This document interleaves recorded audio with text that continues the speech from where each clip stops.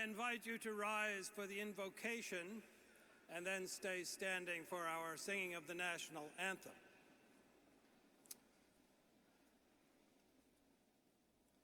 Almighty Lord, with great joy this morning, we honor your daughters and sons who will graduate today from Boston College Law School.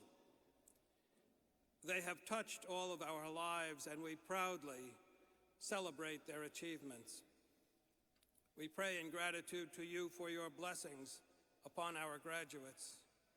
We pray for their parents, spouses, children, relatives, and friends, whose constant love has sustained and inspired our graduating class during all the years of their lives. We ask you, all-wise and Holy Spirit, to confer your gifts of compassion and humility upon our graduates, that they may serve society with honor. Make them courageous in confronting any wrong, and yet discerning of the paths of peace and reconciliation. Grant them the abilities and opportunities to reach out and serve the neglected, the needy, and the rejected in our communities who call out for justice or simple understanding. In all our graduates, do sustain them with the knowledge that you walk with them on the journey of life. May your wisdom be firmly rooted in their hearts, so that they may bring forth a rich harvest of truth, justice, and peace in our land. Today, especially loving God, fill them with joy and with a well-deserved satisfaction in their accomplishments. We offer our prayer in confidence and trust, for we live in the shelter of your loving fidelity, now and forever. Amen. Maria Strack-Qualercy of our graduating class will now sing our national anthem.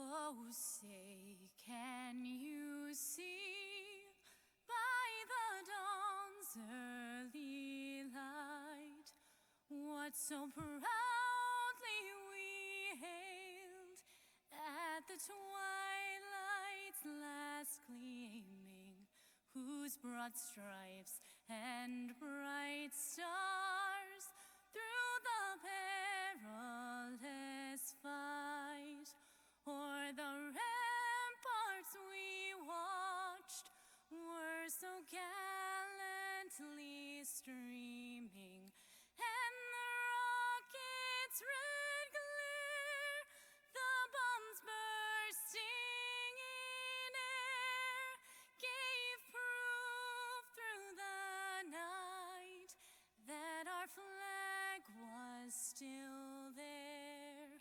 Oh, say, does that star-spangled banner yet wave o'er the land of the free and the home of the brave?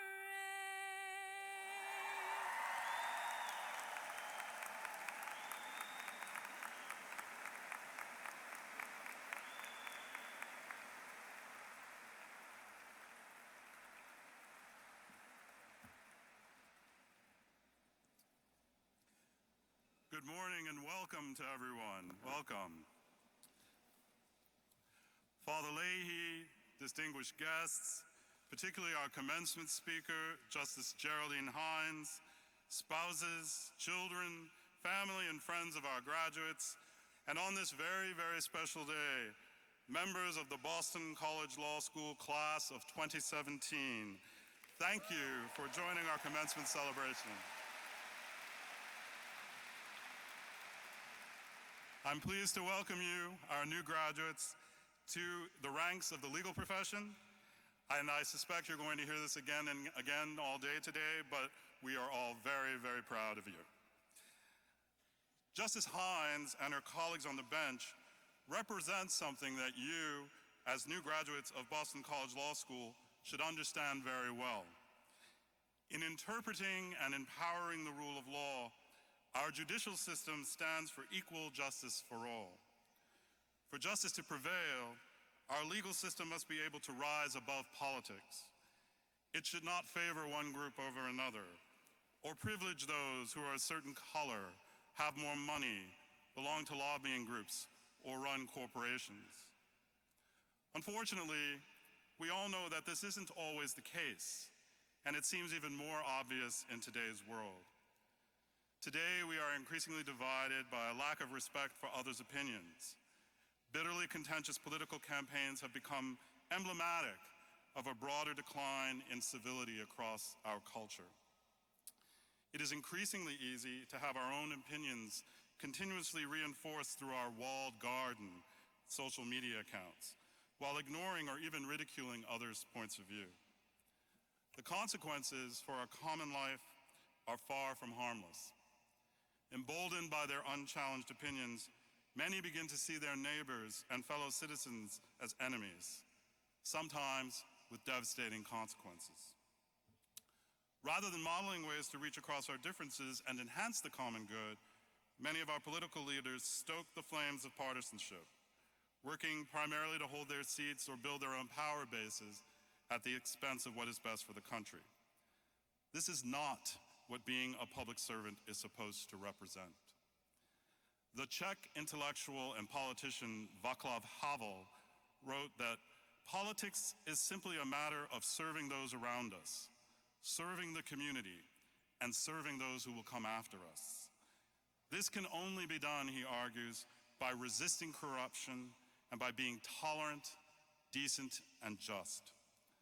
Public servants must set the tone for others by acting with the highest moral standards and by placing the needs of society above all else. This ethic of service is especially true for the judiciary.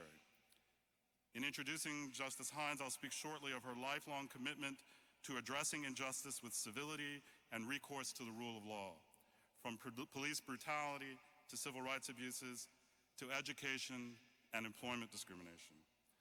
A just application of the law, one that promises tolerance and balances the dignity of the individual with respect for the common good, is more crucial today than it has ever been.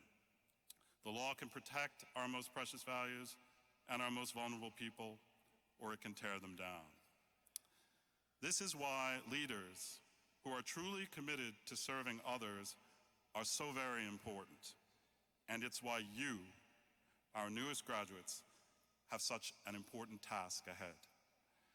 Practicing law is not just about making a buck, it's also about service. Our country needs lawyers who have been trained to wrestle with the most important ethical and moral concepts, who understand the importance of their role in a democracy, and who are committed to the rule of law in society. In short, our country needs lawyers like you. So, I give you a charge today. Embrace your new careers, go forward with enthusiasm and thoughtfulness, and make those choices that brighten the world instead of darkening it. As Havel said, serve your community and serve those who will come after. Find the causes that matter most to you, and remember that a society is best judged based on how it treats its weakest members, and always respect the power of what the law can do. So once again, I'm very proud of all of you. Congratulations.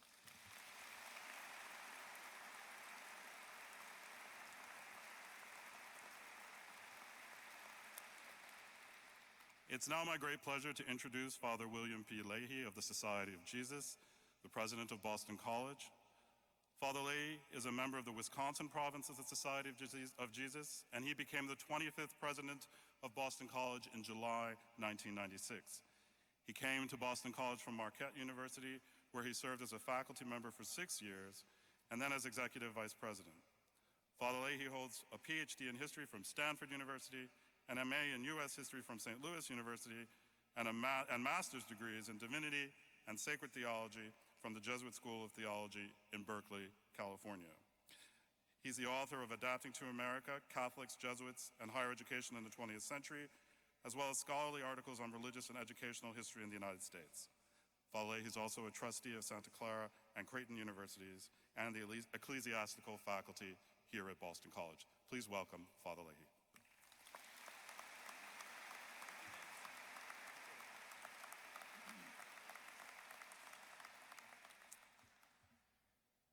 Dean Rougeau, Justice Hines, members of the faculty and staff, parents, spouses, and guests, and most of all, the graduates of the Boston College Law School for 2017.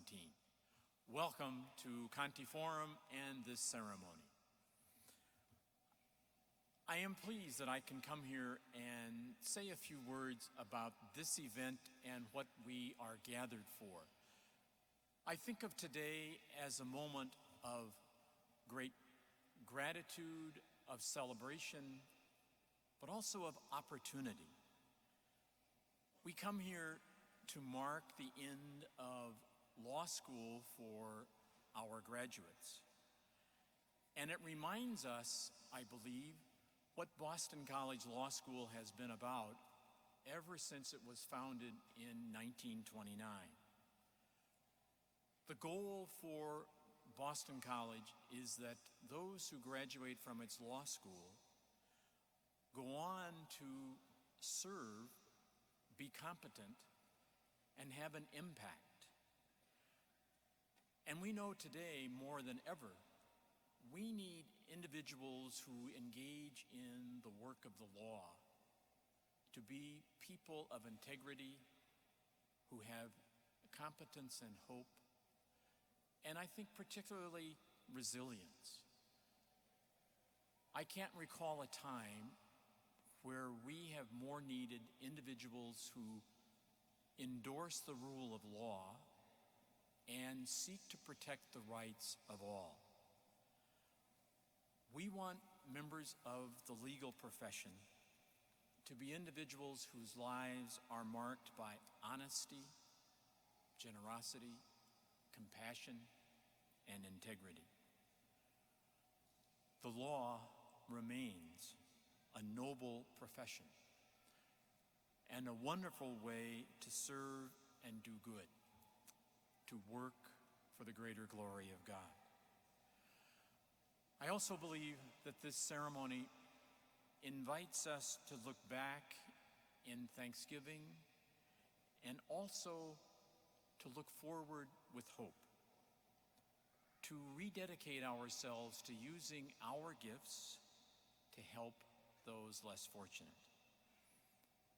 And so to our graduates today, I ask that you pursue lives of integrity, of zeal, and of service. And I also ask that God will especially bless you in your future endeavors and enable you to share with those around you, particularly those most in need, your talents and skills. So my congratulations and best wishes, and thank you.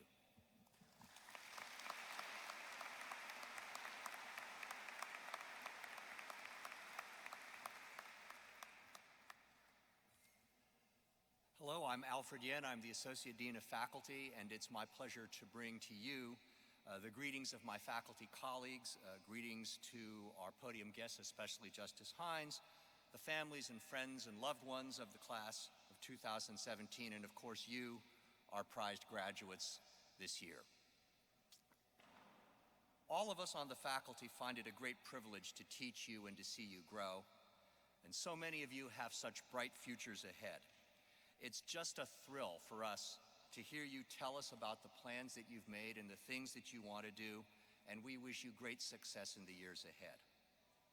We've also been equally excited to see you develop the skills of lawyers, because we think that those skills, including those of critical analysis, attention to factual detail, and appreciation for the respectful and rational expression of opposing points of view, are vitally important today. Indeed, perhaps they are more important today than at any other time in your young lives. So to make this point, I thought I would go back and look at a few stories from the year 2014-15, when you were in your first year of law school, and then connect them to some major stories from today. In doing so, I think you'll find that the things that are seemingly far away in your distant past, or maybe not so far away as maybe one thought, or maybe that's the modern equivalent of objects in the mirror are closer than they appear. And although the first of these stories is deliberately lighthearted, I hope you'll agree that collectively they say something about the valuable roles that lawyers can play in our society today, and of course that includes you. So, the first one, because I teach in the area of sports law. The Patriots won Super Bowl 49 on February 1, 2015, when Seahawks coach Pete Carroll inexplicably chose not to hand the ball to Marshawn Lynch on 2nd and 1 from the Patriots. Yeah, there's some things I don't have to say. You guys know these things. I don't even have to teach these to you. And you all remember that moment.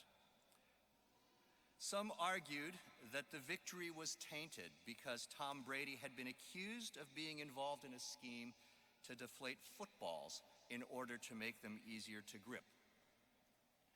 Recently, during your third year of law school, the Patriots won Super Bowl 51, when the Atlanta Falcons somehow managed not to hold a 28-3 lead in the third quarter. Patriots fans particularly savored the victory because the Patriots won after the aforementioned Mr. Brady served his 4-game suspension for participating in the alleged scheme and refusing to cooperate with the commissioner's investigation. All right, so that's the lighthearted one. In February of 2014, just before you entered law school, Russia invaded and annexed the Crimea. In 2017, senior American intelligence officials concluded that Russia had attempted to influence the 2016 American election, sparking a series of presently active investigations.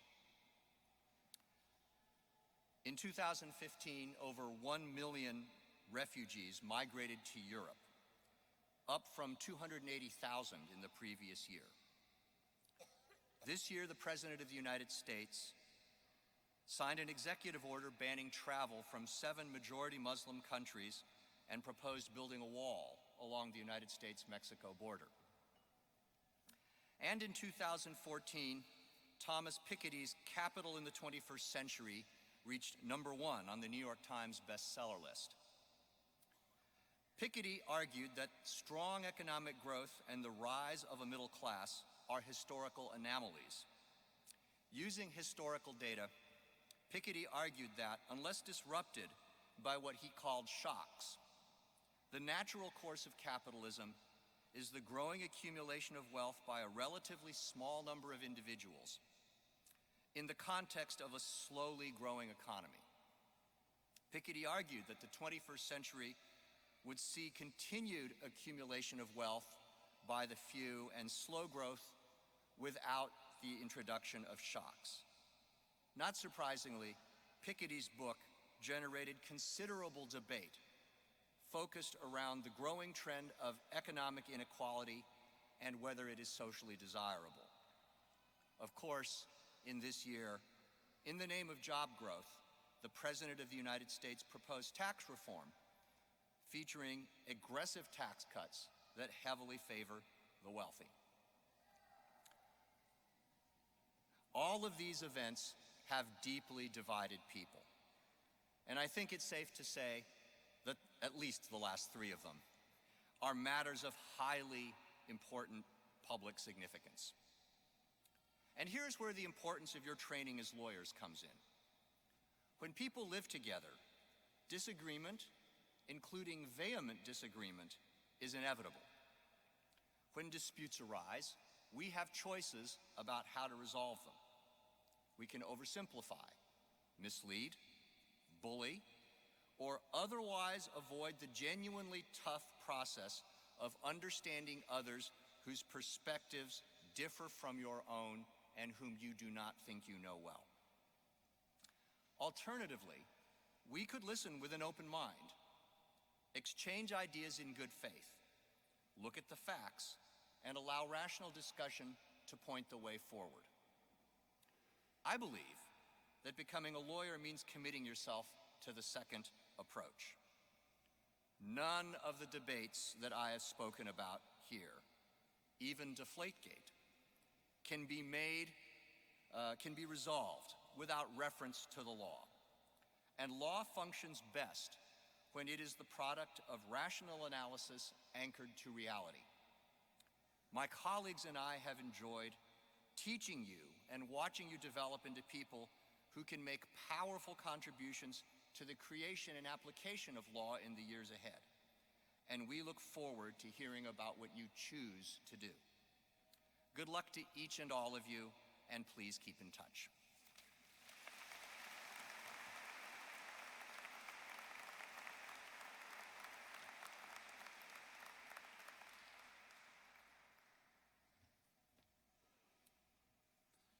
I'm now very pleased to introduce today's commencement speaker, Massachusetts Supreme Judicial Court Justice Geraldine Hines.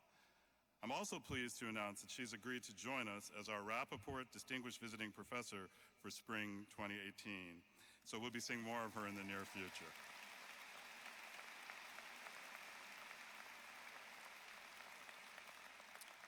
Justice Hines grew up in the segregated South, a young witness to the 1960s upheavals over the struggle to dismantle the Jim Crow laws and customs that defined life for Black people during that period in our history.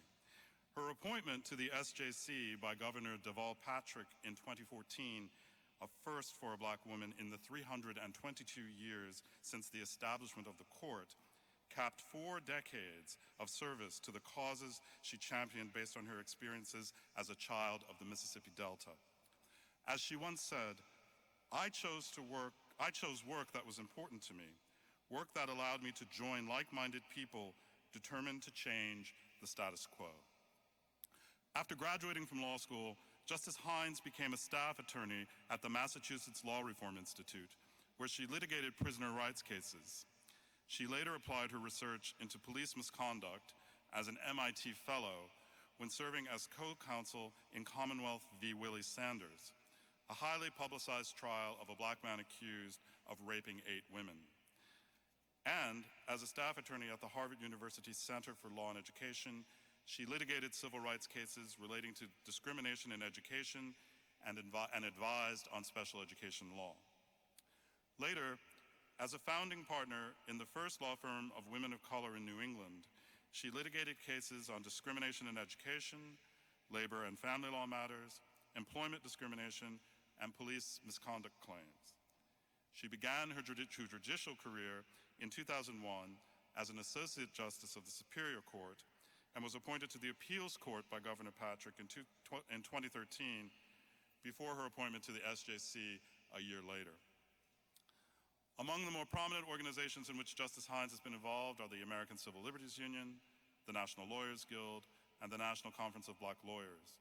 She was a founding member of Lawyers Against Apartheid in Boston and was active in the Massachusetts Citizens Against the Death Penalty before her appointment to the bench.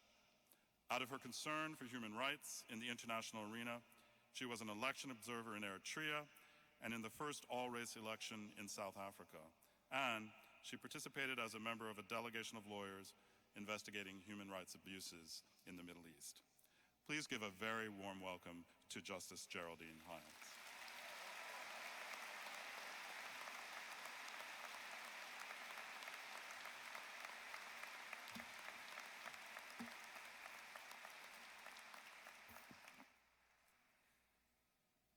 Good morning to you all. I want to see some happy faces before I sit down, though. To Dean Rougeau, the faculty, and staff, I'm so grateful to you for the honor of being your commencement speaker for this celebration of the class of 2017. I am simply delighted to have this opportunity to join with you in recognizing their accomplishments. To the graduates, I congratulate you as you embark upon what I am sure will be a long and fulfilling journey in the law. And I acknowledge as well the sacrifices, support, and guidance you have received from family members, friends, and mentors who are here to share in this occasion. I applaud all of you. Well done.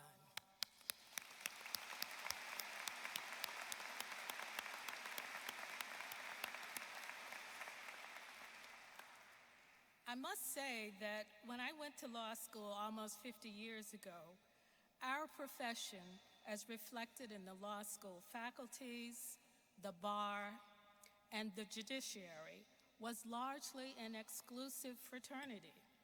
Only a handful of my classmates were women. Fewer still were men and women of color. Today, I am gratified that our profession is being self-conscious about enriching itself with a diversity of views and experiences such as those you will bring to it. Before I get to the heart of what I want to say to you today, let me assure you that my remarks will be brief. I do not intend to repeat the advice you heard when you graduated from college. The fact that you are here today, about to receive the Doctor of Jurisprudence degree that you've worked so hard for over the last 3 years, means that you don't need to be told to reach for your dreams. And in reaching for your dreams, you will face challenges. You know that the hard way.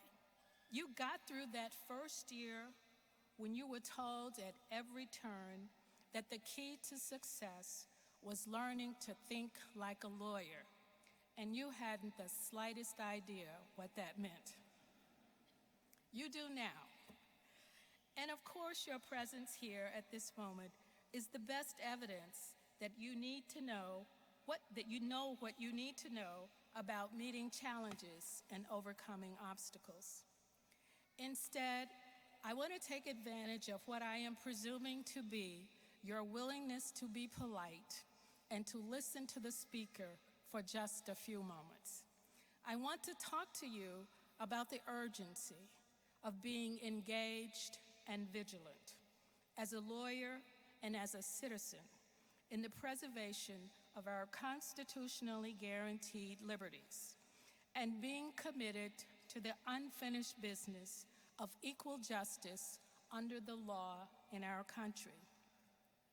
I speak with a sense of urgency about liberty and justice because in many respects, I fear that the world that we live in today, though different to be sure, is much like the world that propelled me to a career in the law when I entered the University of Wisconsin Law School in 1968.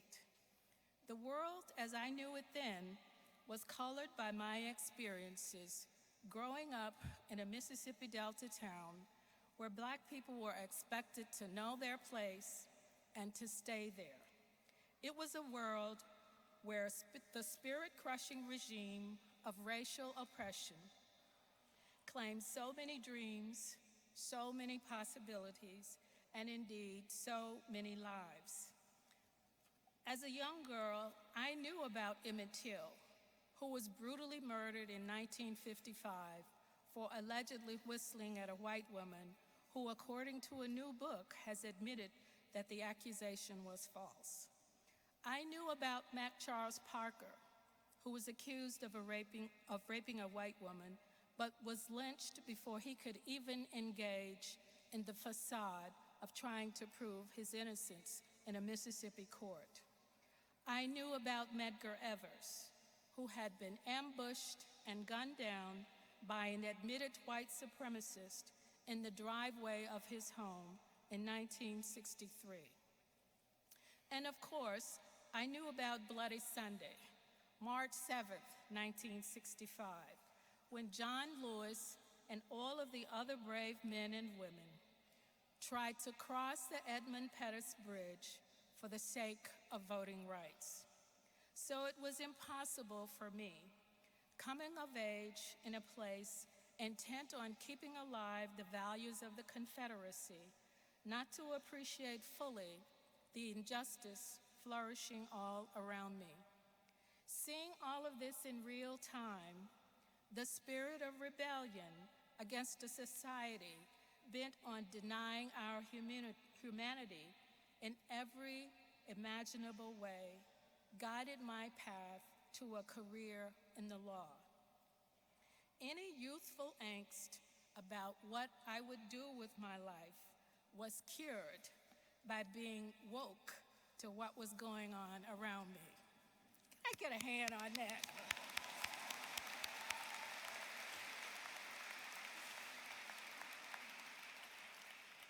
I believed then, as I do now, that as Alexander Hamilton put it, the first duty of society is justice.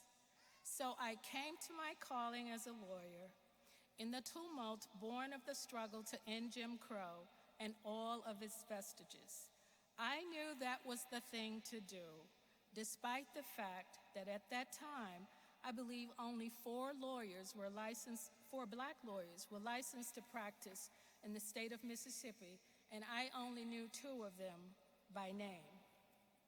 It was the promise of Brown versus Board of Education, the landmark case that repudiated Plessy versus Ferguson and jump-started the legal assault on racial and social injustice that brought many of us of my generation into the profession, eager to wage legal warfare in shaping Brown's legacy.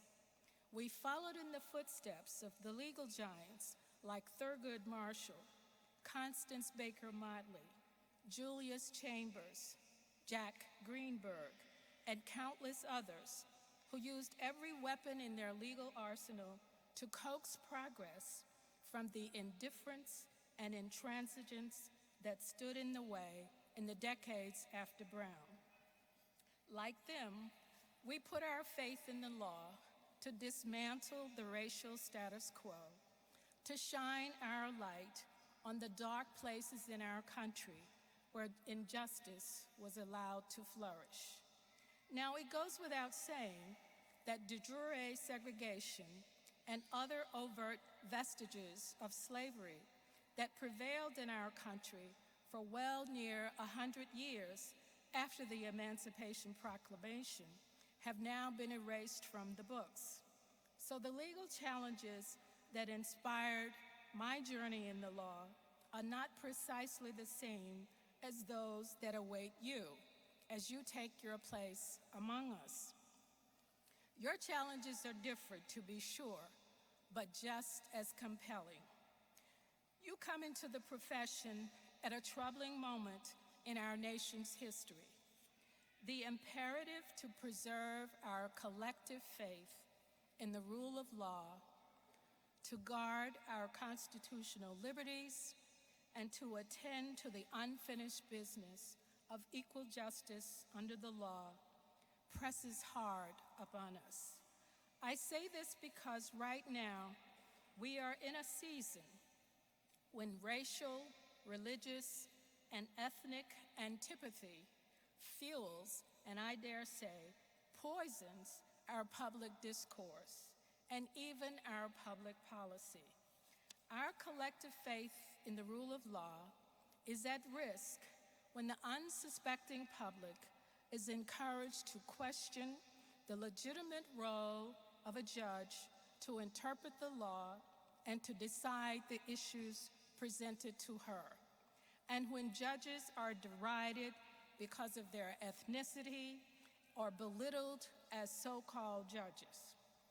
The constitutional right to the free exercise of one's religion, the right to take to the streets to protest police killings of unarmed Black men, and the right to live, work, and walk the streets of our citizen towns freely without being targeted by government actors because of one's ethnicity are at risk when we allow our neighbors to be defined and treated as the other.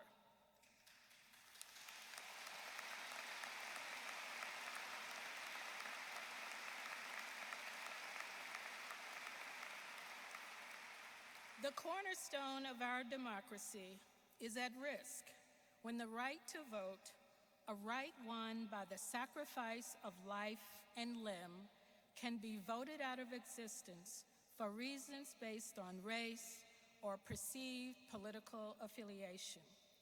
I do not suggest that the law has an answer for everything that ails our society, but the responsibility to keep such threats at bay falls to you as lawyers.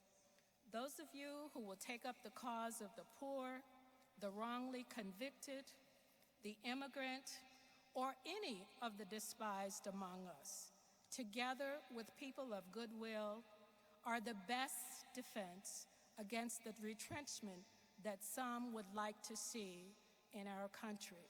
You cannot allow this to happen.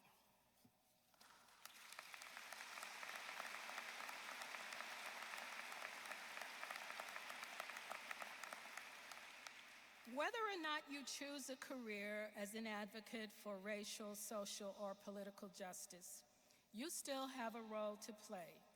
As a citizen who happens to be a lawyer, you are obliged to speak the truth to all who will listen when the rhetoric of our time seeks to undermine the principles underlying our constitutional democracy. Your time spent here studying constitutional law will be put to good use, whatever else you are doing. Silence is not an option. When I think of what it means to be engaged and vigilant, as you are called to be, I am reminded of the lawyers like Sue Finnegan and others, a BC alum, who showed up at Logan Airport in ball gowns and tuxedos from a formal event when the word went out that people traveling from certain Muslim countries were banned from entering the United States and were being held at Logan Airport. From where I stand, the cause of justice is in need of fresh hands, fresh eyes, and fresh energy. You have been blessed with all of these qualities. You must find a way to put them to good use in the cause of justice. Now, just a few words about the unfinished business that I urge you not to forget about as you ponder what role you will play in fixing what is wrong with the world. Equal justice under the law is still an aspiration, though the lawyers of my generation won a few battles along the way. The war over the role of the law in ensuring a just society for all, regardless of race, religion, ethnicity, sexual orientation, or gender, is yet to be won. The law, as I have come to learn, can be a stubborn partner in the quest for equal justice. Affirmative action, which emerged as a post-Brown strategy for remedying the effects of entrenched and negative history of discrimination in education, has barely survived the Supreme Court's insistence that the Constitution is colorblind. Justice Sotomayor, who protested in the Chouette case that race matters, was rebuked for saying so. I'm with her, though.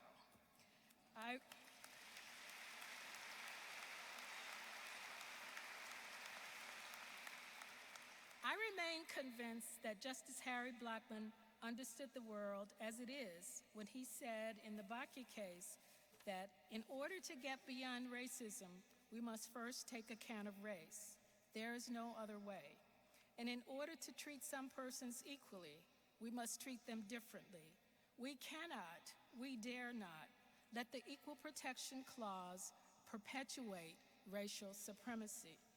In many respects, what Justice Blackmun said all those years ago is still an apt description of the impotence of race in our constitutional jurisprudence. The Voting Rights Act, the jewel in the crown of the civil rights movement, was all but obliterated when the Supreme Court declared unconstitutional a key portion of the act that was reauthorized in Congress in 2006 for another 25 years after gathering a compelling mound of data showing continued discrimination in voting. In a decision that portends disaster for minority rights, the Supreme Court held that Congress overstepped its bounds in requiring only Southern states to submit proposed changes to preclearance. Within hours of the court's decision, Texas passed a voter ID law that previously had been invalidated by the courts. Other states followed with their own draconian limits on voting. Limiting the right to vote strikes a blow to the heart of our democracy, and it demands a forceful response from you. Racial mischief in our criminal justice system and mandatory minimum sentences have abetted the mass incarceration of people of color. If it is a problem in which the law is complicit, your generation of lawyers must engage the law in finding a solution. What I have said to you may be discouraging, but I am not discouraged in the ebb and flow of the court's interpretation of the Constitution, nor should you be. You will be at this for a very long time.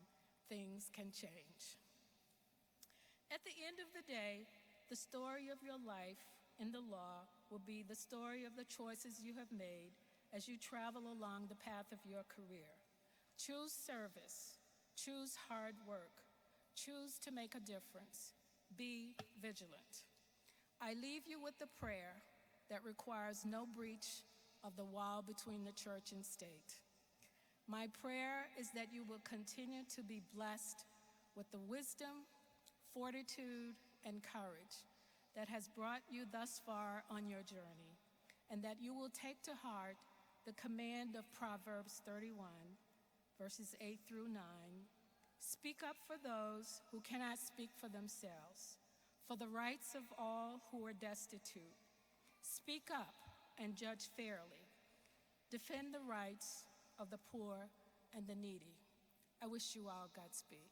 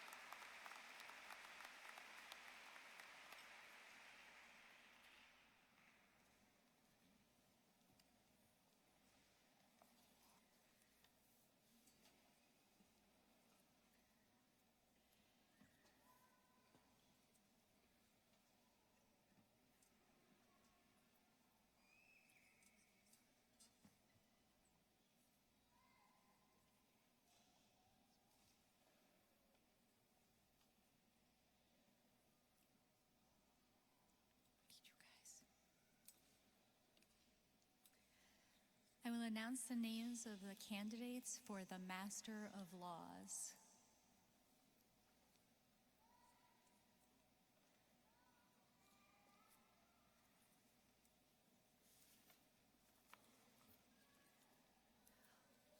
Huchmaral Bayer.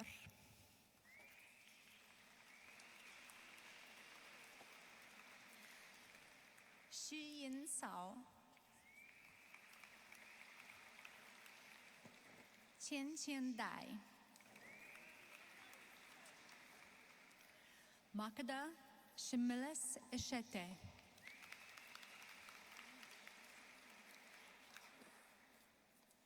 Qi Fang.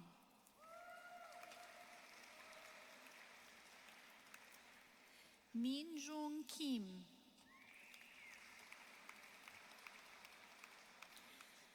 Chun Hui Li.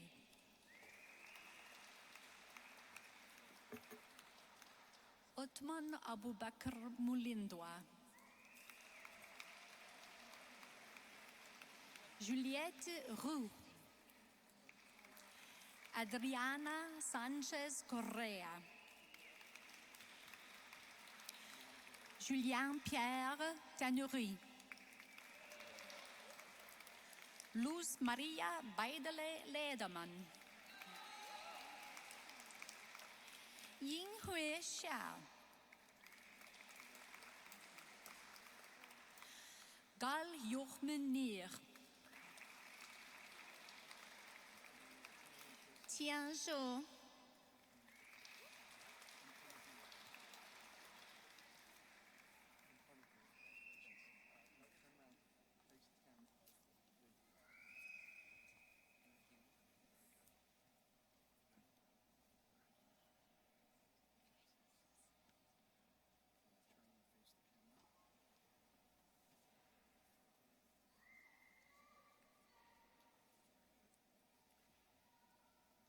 We're now pleased to introduce the candidates for the degree of Juris Doctor, beginning with December 2016. Stephanie Virginia Mariani, cum laude. Ellen Marie Metzger, cum laude. And now for May of 2017, Badr Nasser Abouid. Kayla Ackland, cum laude. James Andrew Adams, summa cum laude. Jason Robert Adams. Zain Ahmad. Gabriel O. Ariori. John David Arnold. Ariana Jurina Baldassaro. Catherine Marie Ball, cum laude. Ramona Rochelle Barrett. Jacob Michael Bass, cum laude. Justin Bradley Beagle. Melanie Samantha Bellini. Joseph Robert Plaucha Belza, cum laude. Tanithia Billings, magna cum laude. Godfrey Orion Blackman. Erica Lauren Borstein.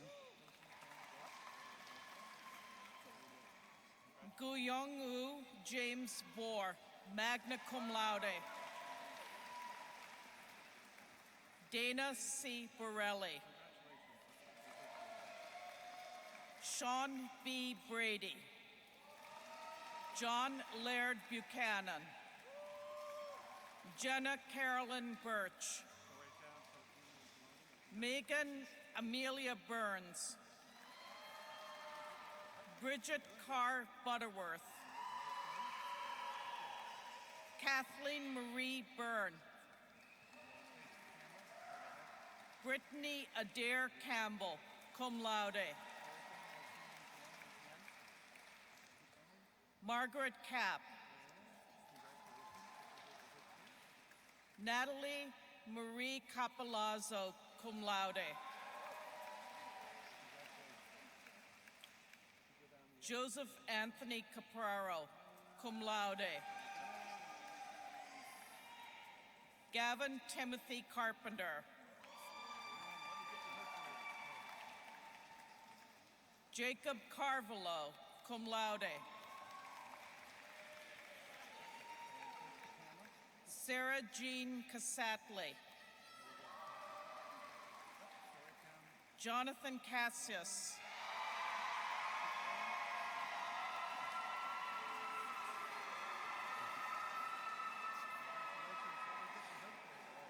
Rebecca Wood Casterline. Aaron Arnett Cawthon. Sarah Teresa. Jessica Chung. Richard Tubman Clay. Maria Ann Colella, summa cum laude. Victoria Maria Cowan. Kelsey Marie Craig. Daniel Marie Crignon, cum laude. Ryan Thomas Cross. Kendall Victoria Dacey. Devon A. Damon. Joseph A. Davi. Catherine Amelia Delonzo, cum laude. Mary Catherine Delsener. Matthew T. De Silva, cum laude. Matthew Bernier De Cenzo, cum laude. Angela Kim Doan. Yung Peng Du. Samuel A. Duker. Daniel Lewis Edelstein. Duncan James Edgar. Andrew D. Emerson. Catherine Ryan English.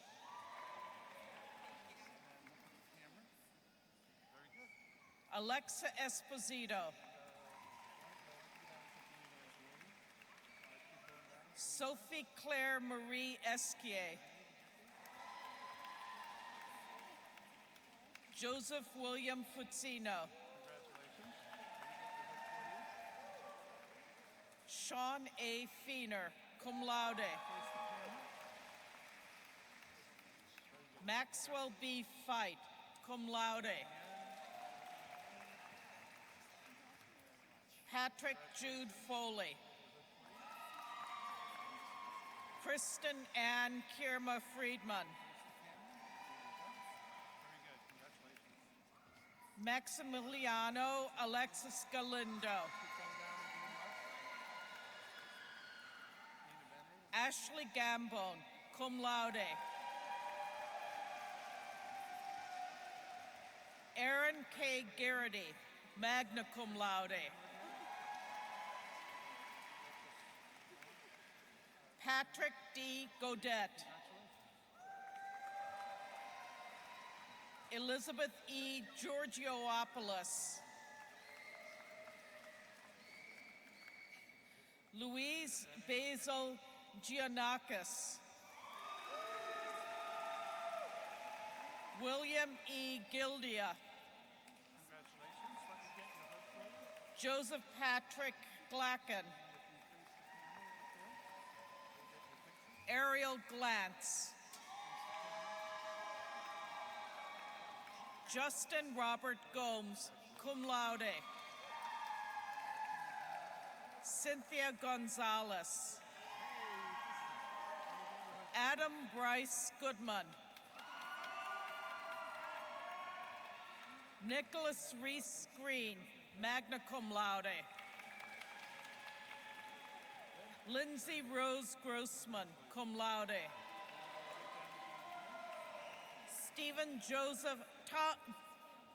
Stephen Thomas Gunther.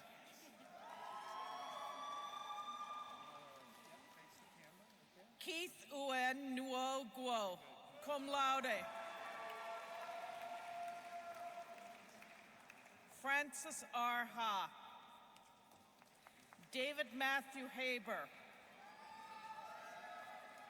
Michael Adam Hacker, cum laude. Rebecca V. Haddad.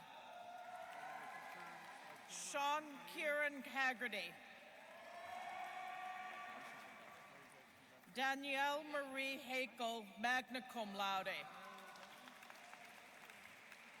Michael Dylan Hanafi, magna cum laude. Samuel A. Harold.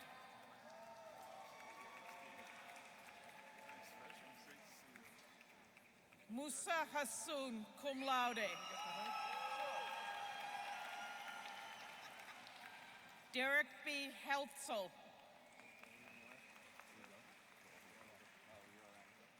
Jeremy Todd Henowitz, cum laude.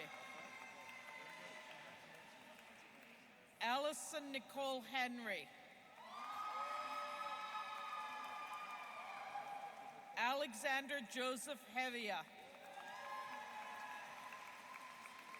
Liam C. Holland, summa cum laude. James Cody Homan. Catherine M. Horrigan.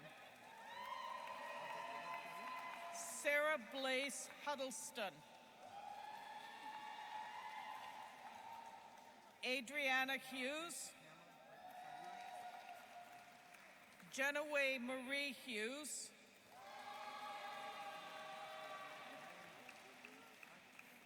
Anna Hunanyan. Migumi Guye Ishizuka. Cooper W.R. Jones. Elizabeth Louise Jordan, magna cum laude. Militza Karkarla.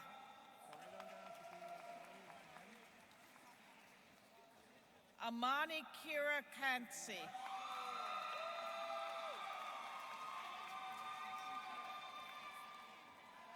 Cosmo Karalolas. Yera Cass Georgie.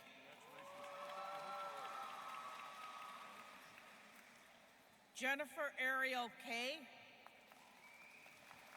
Patrick R. Kisak, magna cum laude. Zinnia Khan. Min Sung Kim. Seung Jin Kim. Nicholas G. Knoop. Matthias Patrick Kriegel. Gail M. Krutoff. Stephen Douglas Lebrec, cum laude. Alexander Scott Lamphere. Jennifer Alta Lang, cum laude. Zachary Lewis Lax.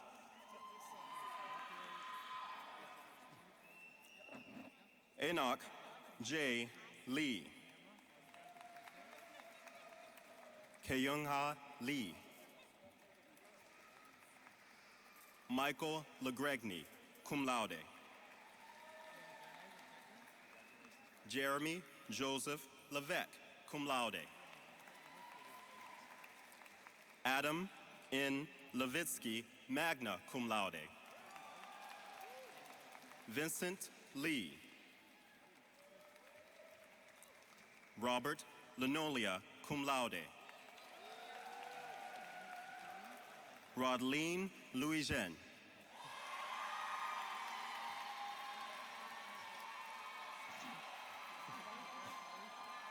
Jacob Michael Love, magna cum laude.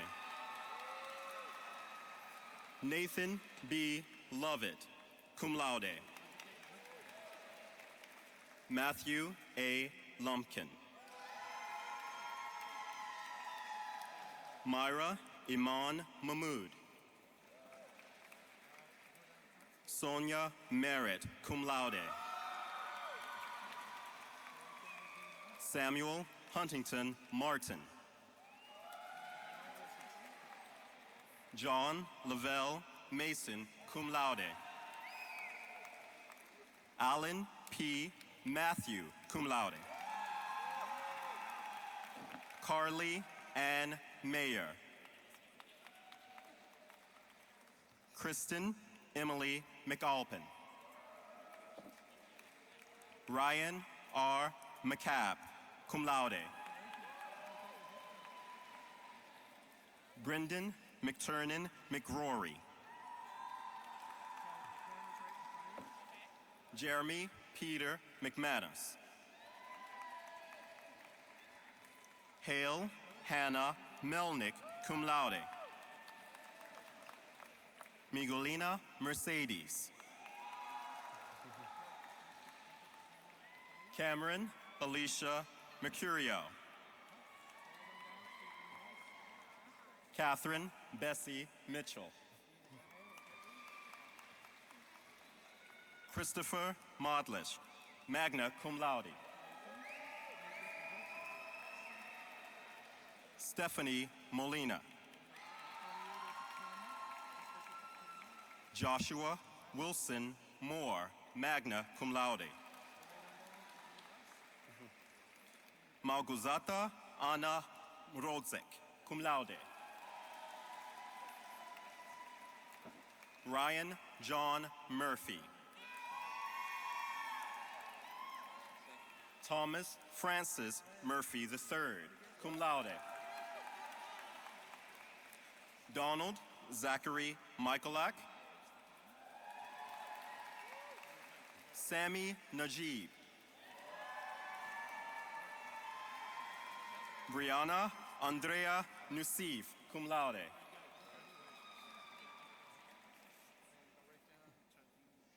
Nelson R. Nedlin.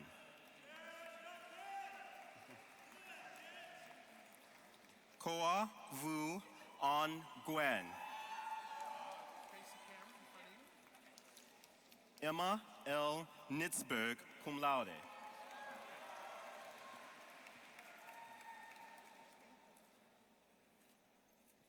Ross Vernon O'Brien.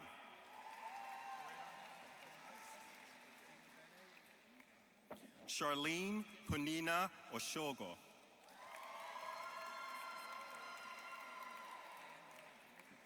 Catherine Ann O'Neill, cum laude. Ruchir Sunil Patel.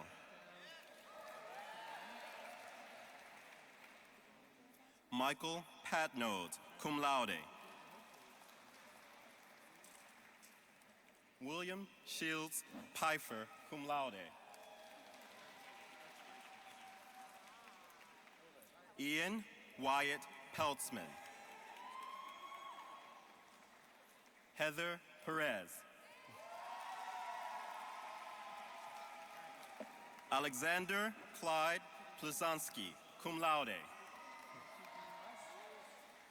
Ashley Ann Poon.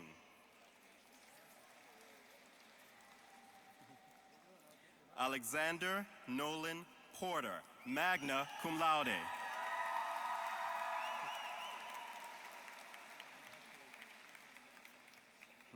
John Lawrence Potapchuk, summa cum laude. Victoria Sarah Powers. Stephanie Prashad. Ross Hemingway Provolo. Greg Daniel Poon. Stephanie Brianne Ragland. Marnie Ruth Rand, magna cum laude. Adam Joseph Reese. Amir Tyler Remy.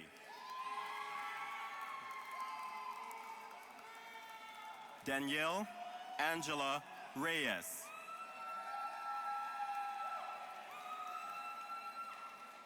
Derek Thomas Roca, cum laude. Ryan Matthew Rosenblatt, magna cum laude. Maria Jean Rivales. Daniel Gilberto Ruiz Calderon. Samantha K. Ryan, cum laude. Hannah Maria Sadev, magna cum laude. Claire Elizabeth Schuster, cum laude. James F. Scully, Jr. Morgan Ashley Sellers. Shane Edward Settlesing.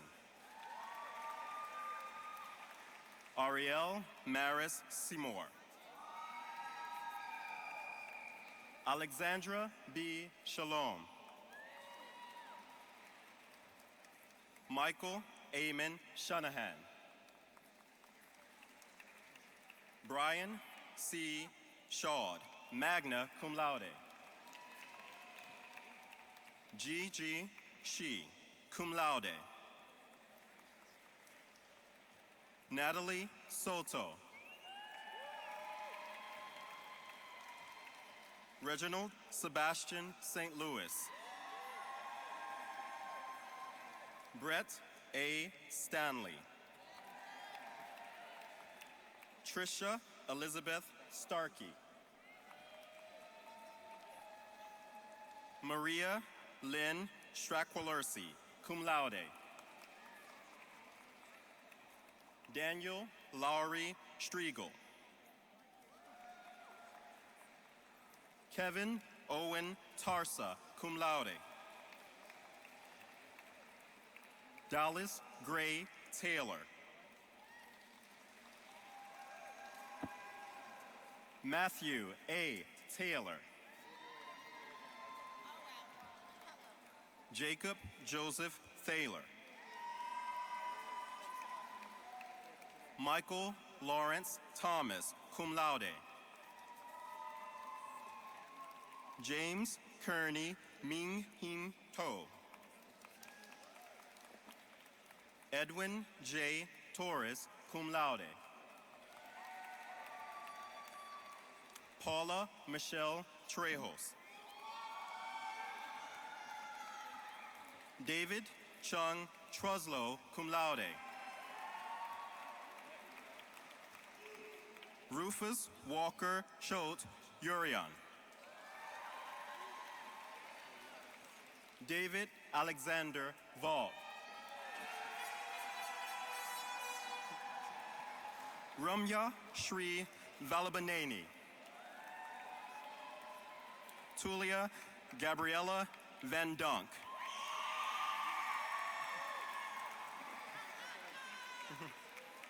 Isht Vatsa.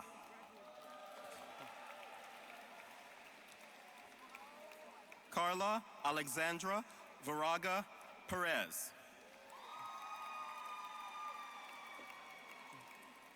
Caitlin Nora Vigers. Sharanya Wiswanathan, magna cum laude. Zhang Wang. David Young Lee Wang. Graham Donnelly Welch, cum laude. Matthew M. Wilk. Kevin Thomas Williamson.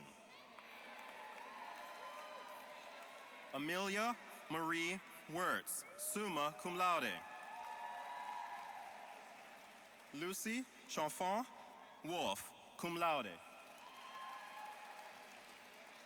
Joyce Swan Ro Wang.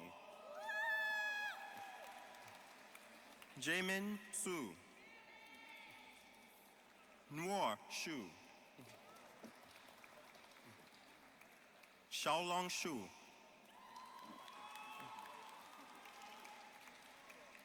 Joseph Kenneth Yarsky, cum laude. Charlotte Moulton Yates. Jonathan Yi. Michelle Mayumi Young. Ji Soon Yoon. Sammy Zand. And walking together, Bernard C. Zapata Kim, cum laude. Laura Zapata Kim, magna cum laude. And baby Benjamin Zapata Kim.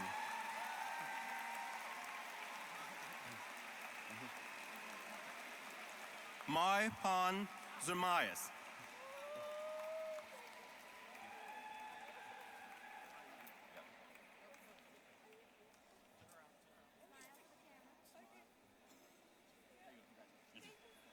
How about a big hand of applause for everyone?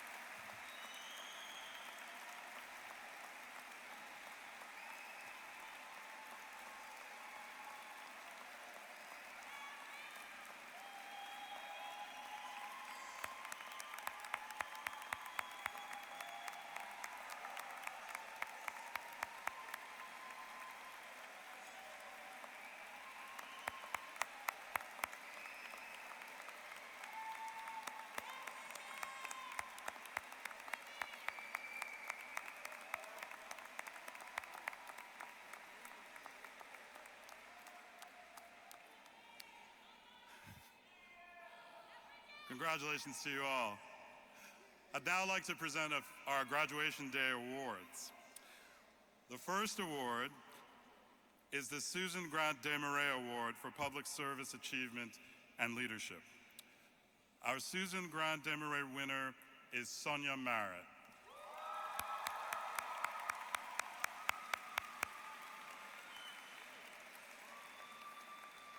Sonia, who graduates today cum laude, has been an outstanding member of the law school community. She's held leadership positions in our Public Interest Law Foundation and has shown an exemplary commitment to public service through her summer internships at the Conservation Law Foundation, the White House General Counsel's Office, and work at the Civil Litigation Clinic and Bond Project. In the Civil Litigation Clinic, she took a complicated case to a 3-day trial and managed it admirably in a team of 3 clinic students. One of her professors noted that Sonia is of course brilliant, hardworking, and analytically precise, and she combines these capacities with a deep compassion for people, a profound commitment to social justice and public service, and a willingness to engage in difficult conversations about the aspirations of our community. Another professor stated that she has a very good heart and a determined voice, both of which have benefited the law school.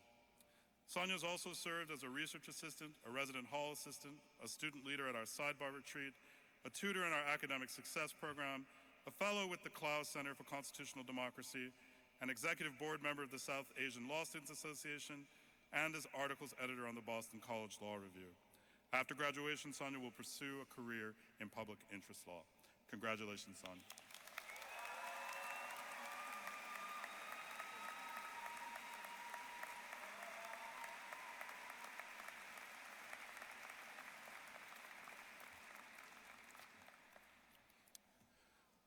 Our next award is the Philip Joseph Privatera Class of '95 Commencement Award.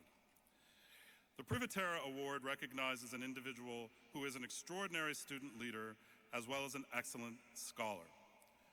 Our award winner this year is Gwangyu James Bo.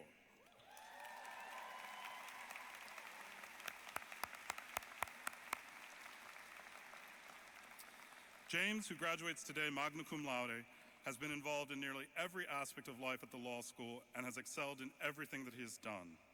James has made outstanding contributions in the classroom and within student government.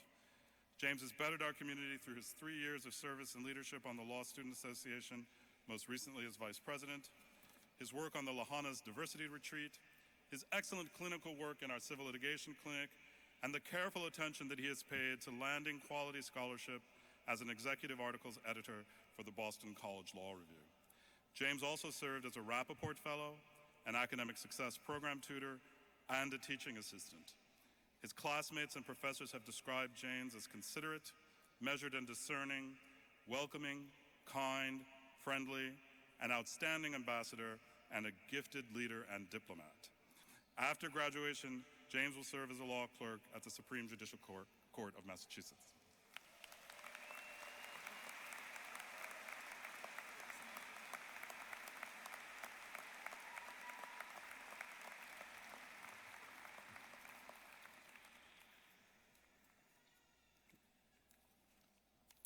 The next award is the St. Thomas More Award for a student who exemplifies the intellectual, spiritual, and moral qualities of St. Thomas More.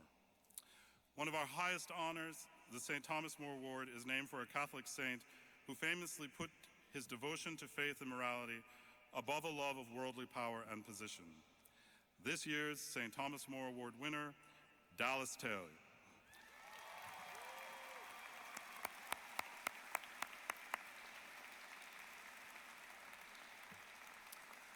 Like Moore, Dallas integrates faith into every aspect of his life, both personal and professional. He shares Moore's wit and love of writing. They both leaned into hard times and ran toward the battle instead of resisting or rationalizing. Dallas is a person who inspires and lifts everyone up. First in his family to attend college, Dallas's hard work and positive attitude have enabled him to achieve great success at Boston College Law School. Dallas has been an important leader in our community as president of BALSA and as a member of the Lambda Board. He delivers understated kindness and support. He walks the halls of BC Law with a joy that is infectious. After graduation, Dallas will clerk for the Honorable Mary F. Walrath of the U.S. Bankruptcy Court for the District of Delaware. Congratulations, Dallas.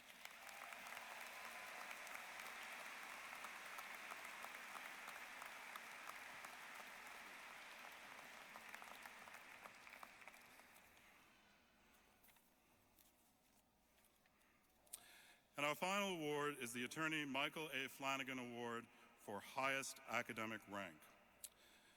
This year's valedictorian is Liam Holland.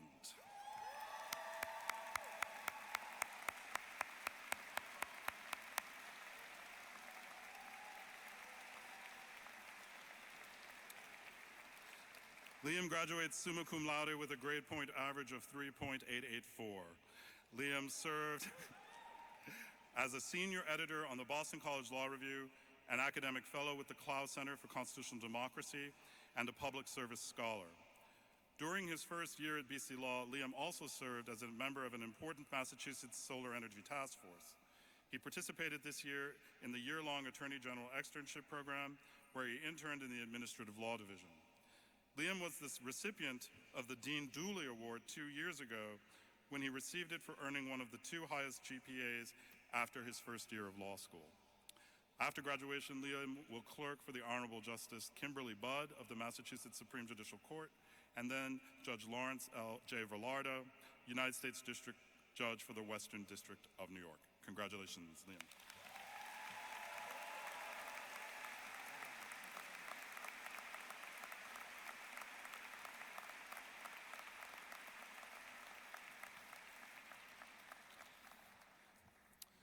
I would now like to invite outgoing LSA President Alexander Porter to the podium.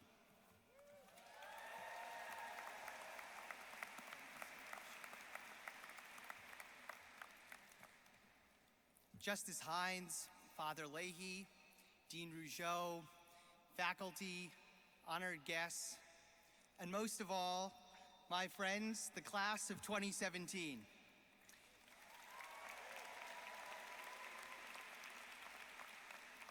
Ever to excel. That's the English meaning of Boston College's motto, Excelsior. It's an aspiration, I think, that's particularly appropriate for this occasion and for our class. We all came to Boston College Law School 3 years ago with the intention of excelling, to distinguish ourselves, to stand out on the curve, to build a foundation for professional success. Each in our own ways, we've all done it. As we leave here, we can all honestly say that we've learned an entirely new way of thinking and of acting. By becoming attorneys, we've gained a new mandate to speak out for others, excelling in our empowerment for the good. But working toward the objective of always excelling doesn't quite get at the heart of our experience here. It is, after all, an objective, a goal to be accomplished, an aspiration toward which to strive. A better question, I think, is how did we choose to strive during our time here? We upheld the best traditions of Boston College Law School as a kind, welcoming place. We kept academic competition largely within our own selves. We turned out for softball games on cold fall days. We warmly welcomed underclassmen and helped them through the darker hours of their first year. We shared notes when we missed classes, and we socialized with each other at any chance we got. The objective of working ever to excel is an important one, but we're definitely here and are going to excel at it any way we go. And now I'm blanking on my speech. It's a good party trick, but I'm gonna get back to it. Anyway, we're working ever to excel because that is what we do here. But we're more than that. We're a group of friends. We've done it together. I have to tell you that we've also done it with the help of our magnificent professors sitting right over there.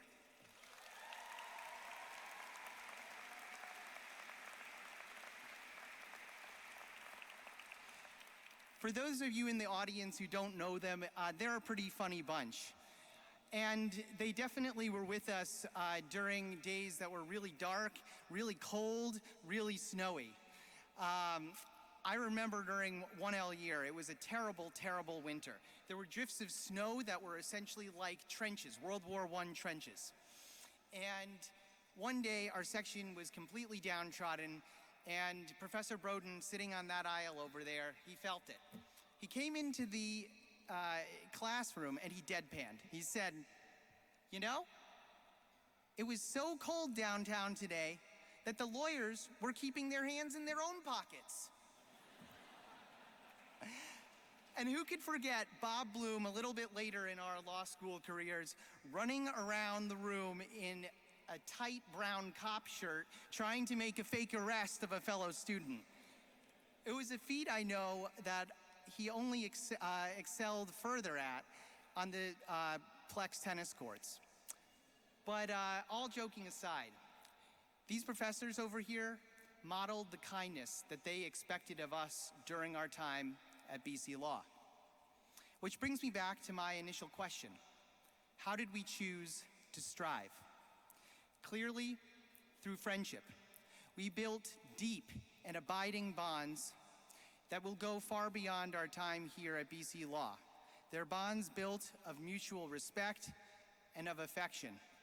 It was driven home to me very personally about a month ago. I was in the hospital, pretty weak and vulnerable, suffering from a case of pneumonia, and within 24 hours, my friends from BC Law started to come. I had 5 of my BC Law boys come and visit me there. And then afterward, there was a flood of texts, emails, Facebook messages, maybe a few smoke signals, I don't know. But it really reaffirmed the value of the friendships that are around here and that I've built here and that I know all of you have built here. And it buoyed my spirit with happiness. What also made me quite happy was the knowledge that my experience isn't rare here. In fact, it's typical, because if we've learned anything over the course of the last 3 years, it is that the most powerful 3 words in the English language are, "I'm with you." So as we leave here, let's recommit to each other. Let's make a commitment to stay in touch, a commitment to uphold the rule of law even when it isn't easy, a commitment to bring the congeniality that we've found here to the practice of law at large, and a commitment to future generations of BC Law students like a 2L who might call you 15 years from now wondering about your job. Together, we are and we always will be strong. Class of 2017, it's been a complete honor to spend the past 3 years with you, and I wish each of you well in all of your future endeavors. Thank you.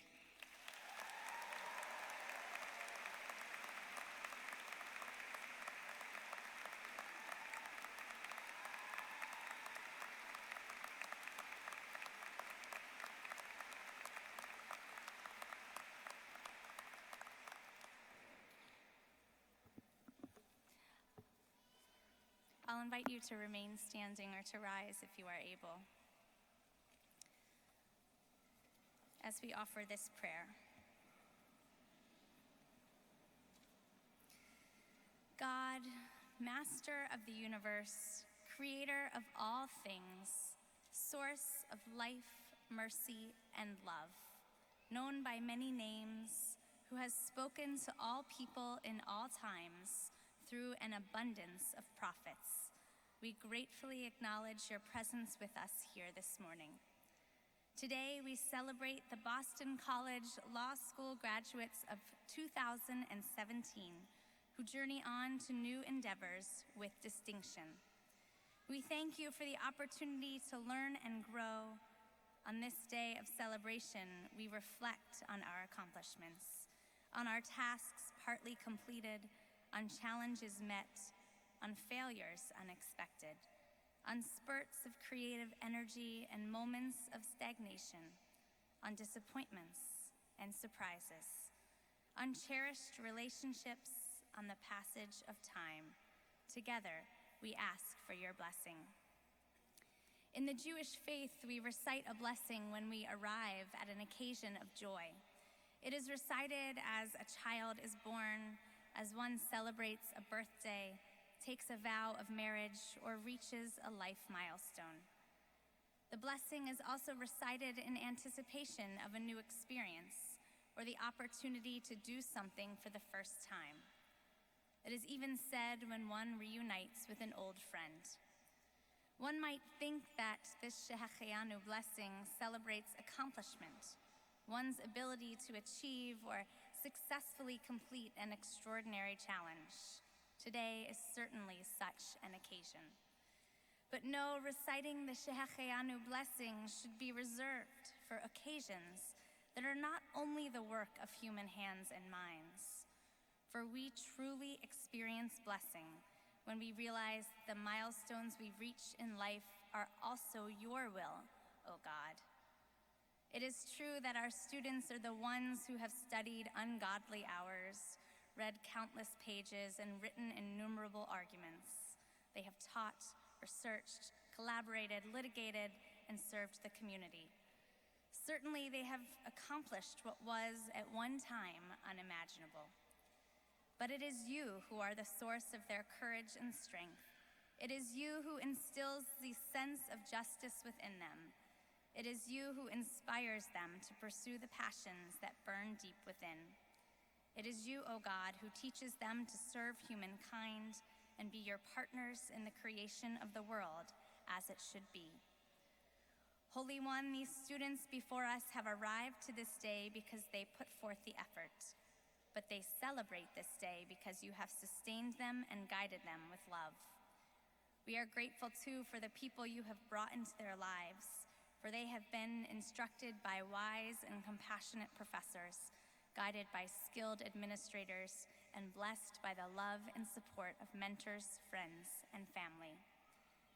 This occasion could not be more fitting to recite your Shehecheyanu blessing. Baruch atah Adonai Eloheinu melech haolam, shehecheyanu v'kiyamanu v'higianu lazman hazeh. Blessed are you, God, ruler of the universe, who gives us life, who sustains us, and who brings us to this sacred moment. As we journey on, we pray that you will give us strength and moral conviction to act with our best intentions, confidence to use the knowledge and skills we have acquired, and serious determination to overcome difficulty and even despair. As we confront the complicated and divisive challenges of state and society, may we remain ever faithful in you as we pursue justice and well-being for those we serve. Graduates, I pray, on your sacred journey, may God bless you and keep you. May God's presence shine upon you and be gracious to you. May God lift God's face to meet yours, granting you God's most precious gift of wholeness, of meaning, of peace. And may your name and your legacy be worthy of God's blessing. And let us all say,